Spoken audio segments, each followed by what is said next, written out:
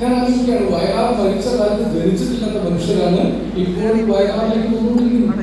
അവർ ജനിക്കുന്നതിന് മുമ്പ് മരിച്ചുപോയ കവിയാണ്. ഇങ്ങനെ ഒരു കവി പക്ഷേ കുമാരനാശാനെ പോലെ വള്ളത്തോളിനെ പോലെ വയലാറിനേക്കാൾ യുഗപ്രഭാവനായ കവികളുണ്ടായിട്ടോ. ഇത്രയേറെ തലമുറകളിലേക്ക് പടർന്ന ഒരു കവി മലയാള കാവ്യ ചരിത്രത്തിൽ വയലാറല്ലാതെ വേറെ ഒരാളുണ്ടായിട്ടില്ല. ഇതൊക്കെ വലിയ കവികളുണ്ടായിട്ടോ. കുമാരനാശാനെ വലിയ കവികളാണ്.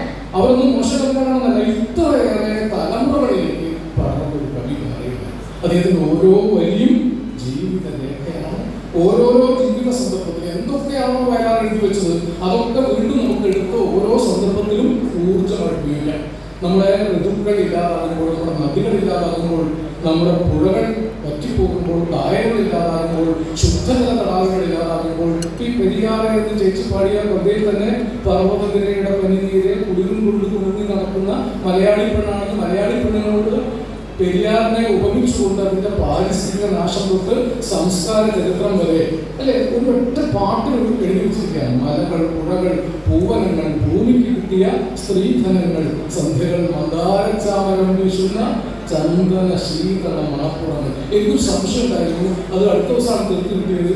ഈ സ്ത്രീധനങ്ങൾ ഭൂമിക്കാണോ കിട്ടുക? ഭൂമി പെണ്ണല്ലേ, അവർ പുരുഷനല്ലേ സ്ത്രീധനം കിട്ടുന്നത്. അടുത്ത ദിവസം തീർത്ത് കിട്ടിയത് സ്ത്രീയുടെ ധനമാണ് പുരുഷന് കൊടുക്കാൻ വേണ്ടി പൈതൃകമായി സ്ത്രീക്ക് കിട്ടിയ ധനമാണ്, അല്ലാതെ സ്ത്രീ കൊടുക്കുന്ന ധനമല്ല, സ്ത്രീക്ക് ഏൽപ്പിച്ച ധനമാണ്.